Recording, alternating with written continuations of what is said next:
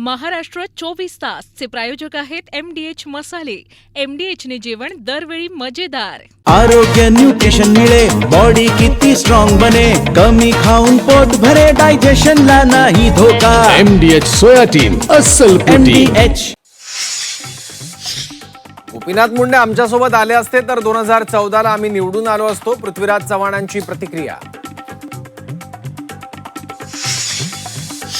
राज्यात हायकोर्ट लिपिक पदाच्या ऑनलाईन परीक्षेदरम्यान गोंधळ. संभाजीनगरमध्ये अभिजित दिपकेंचा विद्यार्थ्यांसाठी या नोटिफिकेशन मिळत नाही तोपर्यंत हलणार नाही, दिपकेंची भूमिका. उद्योजकांना न्याय दिल्याशिवाय इथून हलणार नाही. चाकण MIDC मधील पाहणीनंतर उदय सामंत यांचं चाकणकरांना आश्वासन. घराच्या जाहिरातीवरून वादात अडकलेल्या भावेश कावरेनं घेतली अमित ठाकरेंची भेट. कुणाचं मन दुखावलं असेल तर माफी मागतो. वादग्रस्त व्हिडिओवरून दिलगिरी व्यक्त. मुंब्रा शहराच्या नामांतरावरून राजकीय वाद. मुंब्र्याचं नाव मुंब्रा देवी करण्याचा नितेश राणेंचा निर्धार, तर देवीच्या नावावरून शहराचं नाव मुंब्रा पडलं. जितेंद्र आव्हाडांचा टोला. मेंदूचा डॉक्टर मात्र राजकारणात येऊन माझा मेंदू खराब झाला. नगर मनमाड महामार्गाच्या कामावरून सुजय विखेंची मिश्किल टिप्पणी.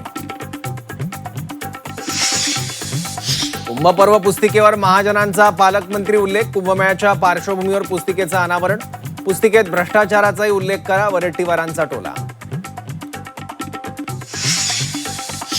पुण्यात भाषणादरम्यान उपमुख्यमंत्री सुनेत्रा पवार अजितदारांच्या आठवणीत भाऊक. सुनेत्रा पवारांना महिलांमधून वहिनी आय लव्ह यू ची हाक. सुनेत्रा पवारांनीही दिलं आय लव्ह यू टूचं प्रत्युत्तर. पान मसाल्याची जाहिरात करणं सेलिब्रिटींना भोवलं. शाहरुख खान, अजय देवगण, टायगर श्रॉफला नोटीस. जाहिराती न हटवल्यास 50 लाखांचा दंड.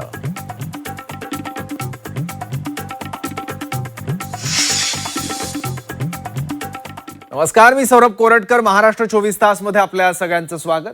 बुलेटिनची सुरुवात एका मोठ्या बातमीने करूयात. गोपीनाथ मुंडे काँग्रेसमध्ये आले असते तर त्यांचे प्राण वाचले असते, असं वक्तव्य पृथ्वीराज चव्हाणांच्या दाव्यानंतर राऊतांनी केलाय. गोपीनाथ मुंडेंचा भाजपमध्ये छळ झाला होता असा आरोपही राऊतांनी केलाय. तर ठाकरेंच्या शिवसेनेतच नेत्यांचा अपमान होत असल्याचा पलटवार बन यांनी राऊतांवर केलाय.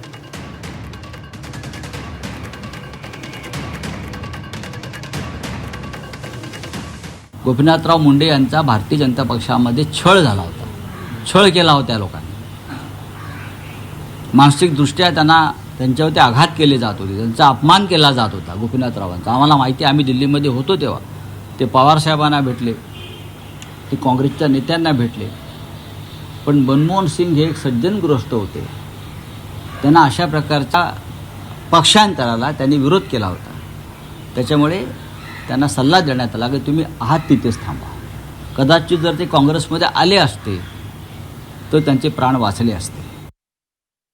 पत्रकार परिषदेत वक्तव्य केले की मुंडे जर काँग्रेसमध्ये आले असते तर त्यांचा जीव कदाचित वाचला असता. काही आता बोलायचं म्हणजे काय काय आता ऍक्सिडेंटमध्ये काय काँग्रेसमध्ये गेलं तर ऍक्सिडेंट होणार नाही, BJP मध्ये गेलं तर ऍक्सिडेंट होणार, असं काय आहे काय का शिवसेनेमध्ये गेलं तर ऍक्सिडेंट होणार नाही, असं काय आहे? ऍक्सिडेंट असतात ना शेवटी.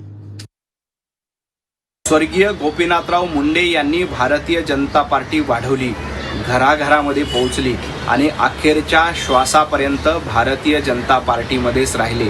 संजय राऊत, तुम्ही मात्र खासदारकी मिळवण्यासाठी काँग्रेसमध्ये जाणार आहात. आज गोपीनाथजी मुंडे हयात नाहीत आणि त्यांचा अपमान करण्याचं काम हे दुर्दैवानं काँग्रेसचे नेते आणि संजय राऊत तुम्ही करतायत. परंतु आपण उभाटा गटामध्ये किती लोकांचा कसा अपमान केला याचा एकदा इतिहास आठवा. तुम्हाला तोंड दाखवायला जागा मिळणार नाही. भाजपचे दिवंगत नेते गोपीनाथ मुंडे आमच्यासोबत आले असते तर आम्ही 2014ला निवडून आलो असतो, अशी प्रतिक्रिया पृथ्वीराज चव्हाण यांनी दिली आहे. त्यांनी आज पुन्हा गोपीनाथ मुंडेंबाबत भाष्य केलं. मुंडे वरिष्ठ आणि सक्षम नेते होते, त्यांना मुख्यमंत्रीपद मिळायला हवं होतं, मात्र त्यांना त्यांच्या पक्षातून साथ मिळाली नाही, असा दावा पृथ्वीराज चव्हाणांनी केला. माझा विश्वास आहे गोपीनाथजी मुंडे काँग्रेस पक्षामध्ये आले असते तर आम्ही 2014ची निवडणूक हरलो नसतो. गोपीनाथ मुंडे हे मास लीडर होते. आणि त्यांच्याबद्दल फक्त दिवंगत नेते म्हणू नका, त्यांचा इतिहास लिहिला गेला पाहिजे. नव्या पिढीला त्यांच्यापासून प्रेरणा मिळाली पाहिजे. इतिहास आपण लिहितो तेव्हा सगळं काही लिहितो असेल ते, त्यातली एक घटना आहे. आणि त्याचबरोबर मी आणखी सांगतो की 2014ला आमचं सरकार निवडून आलं असतं तर आमचे सहकारी मित्रपक्ष NCPचे लोक होते, त्यांनी मला काही मुख्यमंत्री होऊ दिलं नसतं. कारण मी भ्रष्टाचाराच्या विरुद्ध काही मोहीम काढली होती, त्यांना ती आवडली नाही. आम्ही पृथ्वीराज चव्हाण चालणार असे आमचे सहकारी म्हटले असते कदाचित त्यावेळेला, मला माहीत नाही. आम्ही पृथ्वीराज चव्हाणांनी गोपीनाथ मुंडेंबाबत केलेल्या वक्तव्याला प्रकाश महाजनांनी दुजोरा दिलाय. गोपीनाथ मुंडे अस्वस्थ होते आणि काँग्रेसमध्ये जाणार होते असं विधान गोपीनाथ मुंडेंचे मेहुणे प्रकाश महाजन यांनी केलंय. मुंडेंचा काँग्रेसमधील पक्षप्रवेश रोखण्यात पृथ्वीराज चव्हाणांचा हात होता असा दावाही त्यांनी केला.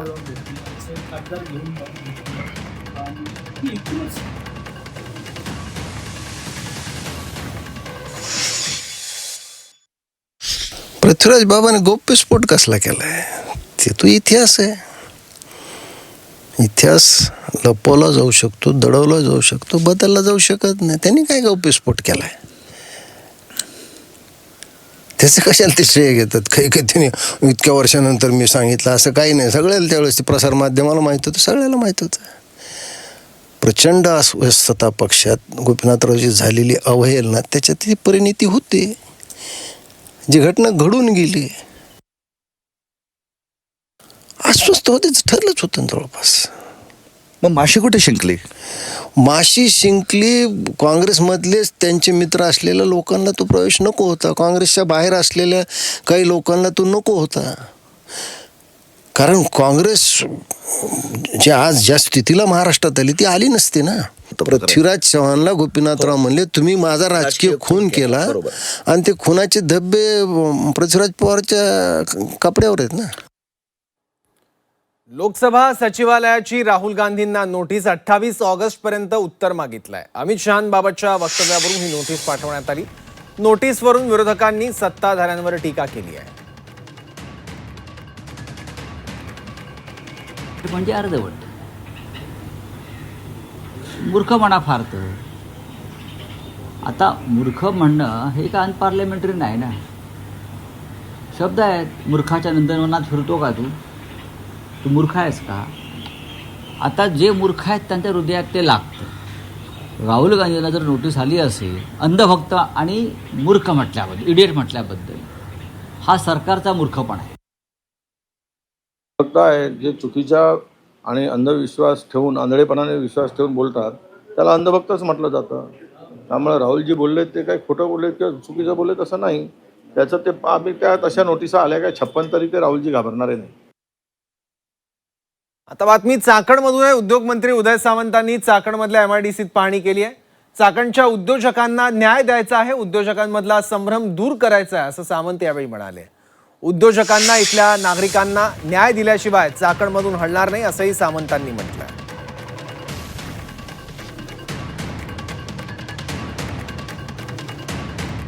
त्यामुळं पहिली गोष्ट अशी आहे की मी जी पाहणी केली ती MIDCच्या रस्त्यांची पाहणी केली आणि PMRDAच्या रस्त्यांची पाहणी केली, जो कळीचा मुद्दा आहे.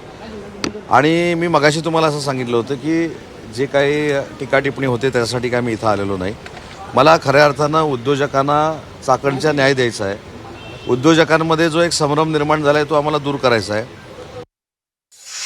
मगाशी मी तुम्हाला एका वाक्यात सांगितलं, आमचे स्वतः प्रधान सचिव आलेले आहेत, आपल्या महानगरपालिकेचे CEO आहेत, PMRDचे प्रमुख अधिकारी आहेत, पोलीसचे प्रमुख अधिकारी आहेत, जिल्हा परिषदेचे CEO आहेत, आमच्या MIDCचे CEO ते देखील आलेले आहेत. त्याच्यामुळं आम्ही 100% चाकणकर वासियांना आणि उद्योजकांना न्याय दिल्याशिवाय इथनं हलणार नाही ही भूमिका घेऊनच आम्ही आलेलो आहोत.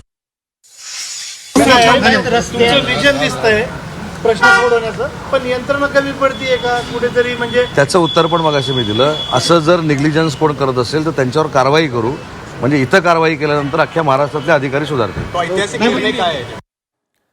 चाकणमध्ये महत्वाची बैठक सुरू आहे. औद्योगिक वसाहत प्रश्नांसंदर्भात ही बैठक होते.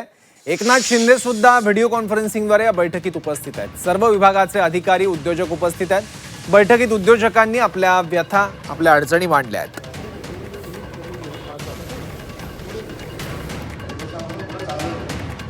बैठकीत उद्योजकांनी आपल्या व्यथा मांडलेल्या आहेत. चाकणमध्येही महत्वाची बैठक होते. उपमुख्यमंत्री एकनाथ शिंदे सुद्धा ऑनलाईन या बैठकीला उपस्थित आहेत.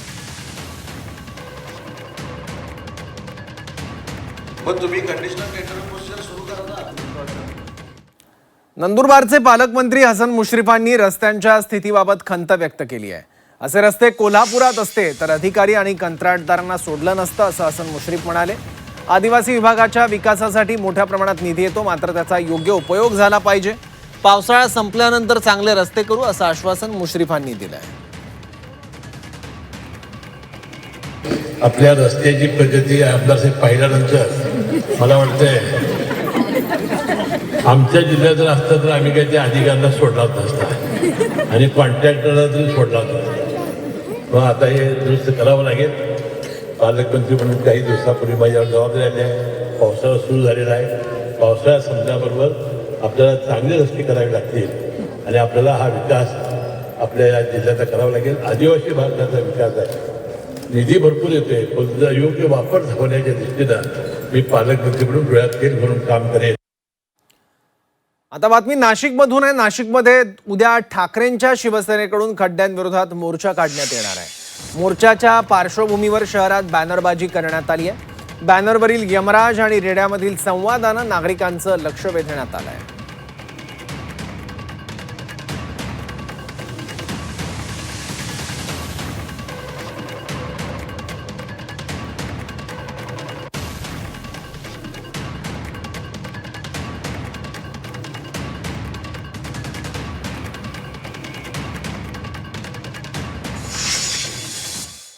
म्हणतात या देशातले रस्ते आम्ही स्पेस टेक्नॉलॉजीच्या पद्धतीनं बनवतो. स्पेस टेक्नॉलॉजी लाल किल्ल्यावरून त्यांनी काल पाहिलं असेल काय स्पेस टेक्नॉलॉजी देशामध्ये सुरू आहे. नाशिककरांना उद्या आम्ही आवाहन केलेलं आहे, शिवसेना तुमच्यासाठी उद्या रस्त्यावरती उतरते आहे आणि नाशिककरांनी या मोर्चामध्ये सहभागी व्हावं. छत्रपती संभाजीनगर परीक्षा केंद्रावर हायकोर्ट लिपिक पदाच्या ऑनलाईन परीक्षेदरम्यान मोठा गोंधळ उडाला.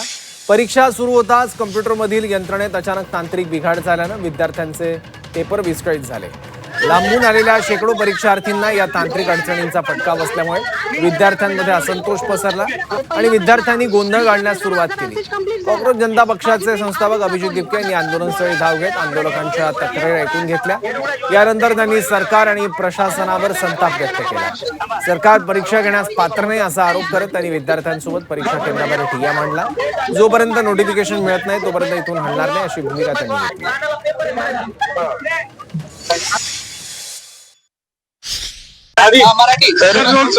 आज इथं हायकोर्टाची परीक्षा होती.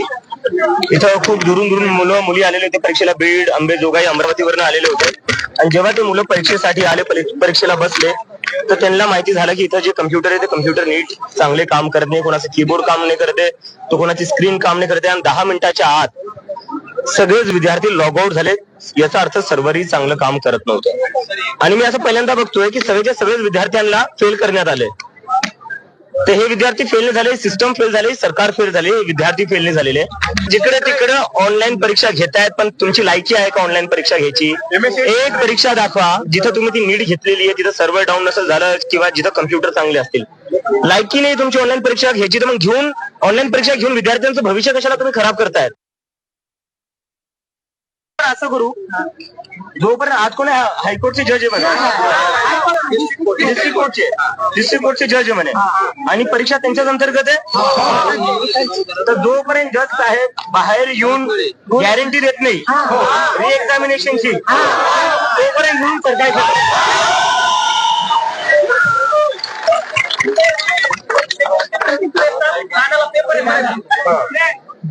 आता मग पेपर आहे.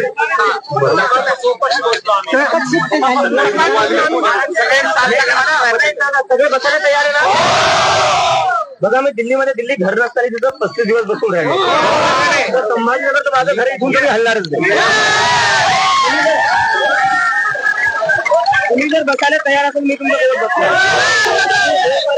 तुमच्या मागण्या पूर्ण होते तोपर्यंत इथून सरकार ना बायोमेट्रिक घेतलं ना रेटिना स्कॅन घेतलं, म्हणजे माझ्या जागी तुम्ही प्रॉपर त्यांनी हे नाही केला. आणि नंतर जेव्हा माझी प्रोफाईल दाखवली तिथं माझा फोटो पण नव्हता. म्हणजे माझ्या जागी दुसरं कोणी डमी उमेदवार तिथं बसवला असू शकतो.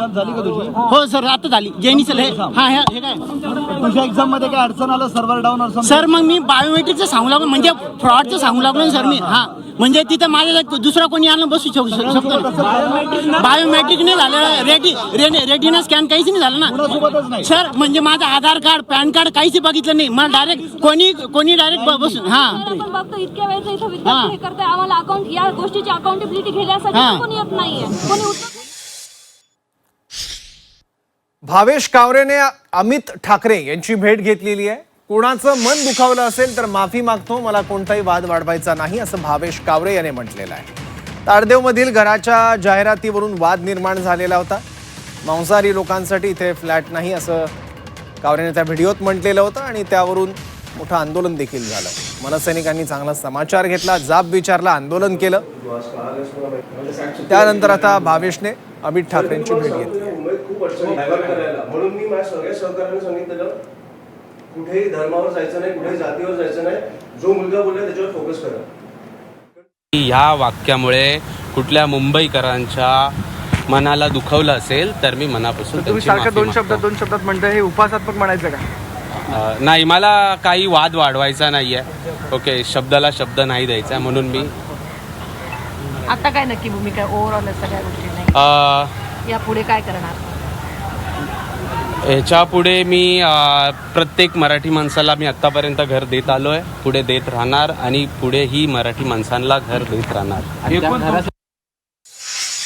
कोणाला दुखवायचं असं हे नव्हतं, पण तो दुखवलं आपण त्यांनी माफी दुखवायला गेले, त्यासाठी माफी तुला कळतं काय केलं. मी परत सांगतो, तू आज का आल्यास मला माहित नाही, पण खूप छोटी गोष्ट आहे आमच्याकडे. मुंबईत तुला अडचणी कळतात काय? असं काय चुकवायचं संविधानाच्या विरोधात चालल्यास तूच बोललास ना, मी महाराजांचं मावळ आहे, त्या काही शाकाहारी मांसाहारी नव्हतं. नाही कोणी चालू केलं आत्ता, तू की आम्ही?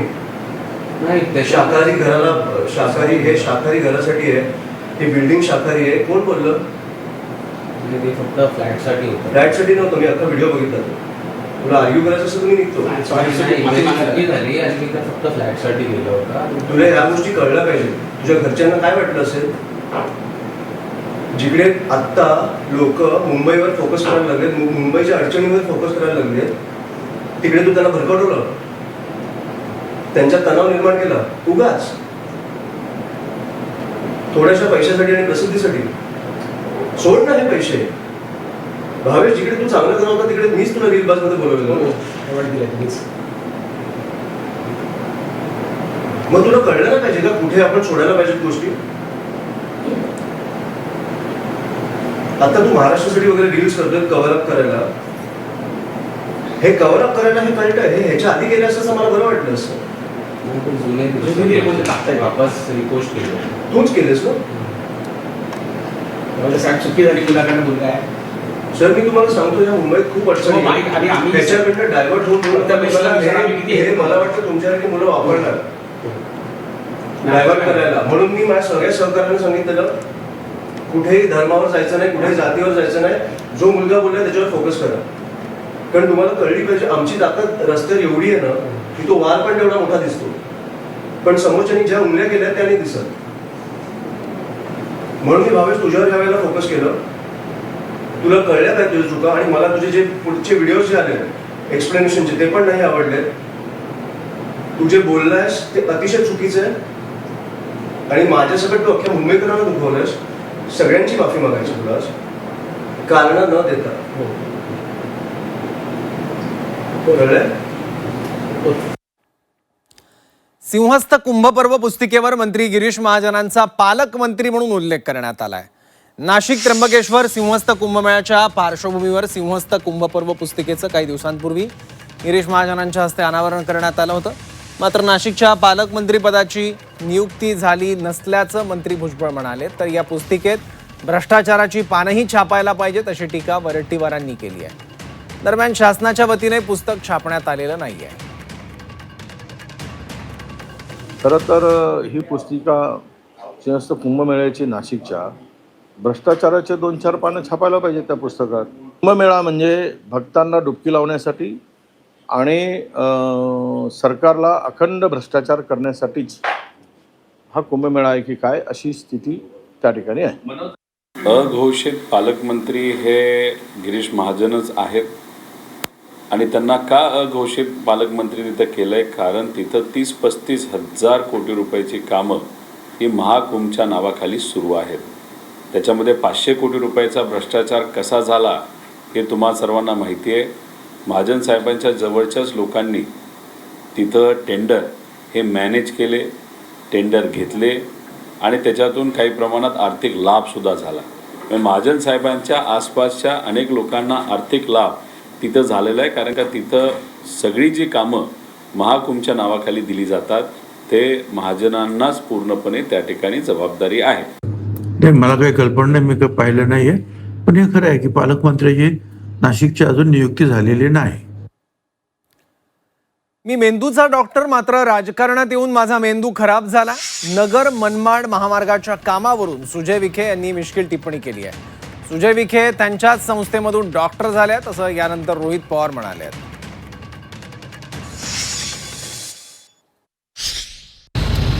मेंदूचा डॉक्टर झालो, माझा मेंदू खराब झाला, मी राजकारणात आलो. आपण शिक्षण घेतलं, आपण म्हणतो लोकांचे मेंदू ठीक करू, पण आपलाच ठीक नाही राहिला. आपण आलो इथं राजकारणामध्ये मतं मागायला. आपल्याला वाटलं कामातून मतं मिळतील, कामं केले. 40 वर्ष फ्लायओव्हरचं काम होत नव्हतं, आपण 2 वर्षात उरकून टाकलं. नगरचा बायपास संपवला, नगर करमाळा संपवला. 40,000 कोटीचे काम मी संपवले मतं मागायच्या अगोदर. पण काय जमलं नाही मला बनायवर फिरता आलं नाही, रस्त्यावर झोपता आलं नाही. ते स्वतःच्या संस्थेमधून डॉक्टर झालेत असं आम्हाला त्या ठिकाणी कळलेलं आहे. आता मनमाड अहिल्यानगर जो रस्ता आहे तो काही ट्रम्प येऊन करणार नाही. म्हणजे बघा भाजपचं काय चालू आहे आज, की त्यांचे माजी खासदार कोणावर खापर फोडायचं. सत्ता तर आपली आहे, सत्तेत दुर्दैवाने त्यांचंही चालत नाही. आणि विखे पाटील साहेब तसे अनुभवी नेते असताना त्यांना 1/3 ह्याचं मंत्रालयाचं त्या ठिकाणी मंत्री केलेलं आहे. त्यामुळे एवढा अनुभव असून सुद्धा मुख्यमंत्र्यांनी त्यांना बाजूला सरकून ठेवले असं कुठेतरी त्या ठिकाणी जाणवतं. याच्यात खापर फोडून कोणावर फोडलं तर ट्रम्पवर फोडलं. त्याच्यापेक्षा तुमच्या सरकारवर तुम्ही बोलला असता तर कदाचित आम्ही हे तरी बोलू शकलो असतो की तुम्ही अजून बौद्धिक क्षमतेनुसार तुम्ही अजून तिथं परिपक्व त्या ठिकाणी आहात. सिद्धिविनायक मंदिराचं एक प्रवेशद्वार सुशोभीकरणासाठी बंद करण्यात येणार आहे. तर हे प्रवेशद्वार बंद करण्याला ठाकरेंच्या शिवसेनेनं विरोध केला आहे. ठाकरेंच्या शिवसेनेकडून रस्त्यावर उतरत विरोध करण्यात आला.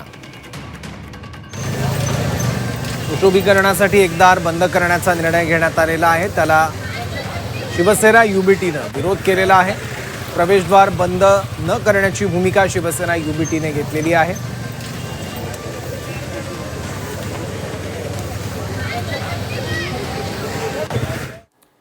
सिद्धिविनायक मंदिरात जेवण बनवताना तरुणाचा मृत्यू झालाय. गरम पाण्यात पडून तरुणाचा मृत्यू झाला. केईएम रुग्णालयात उपचारादरम्यान या तरुणाचा मृत्यू झाला असून घटना घडून 4 दिवस उलटले आहेत. मात्र मंदिर प्रशासनाकडून कुटुंबाला कोणतीही मदत मिळाली नसल्याचं बोललं जात आहे.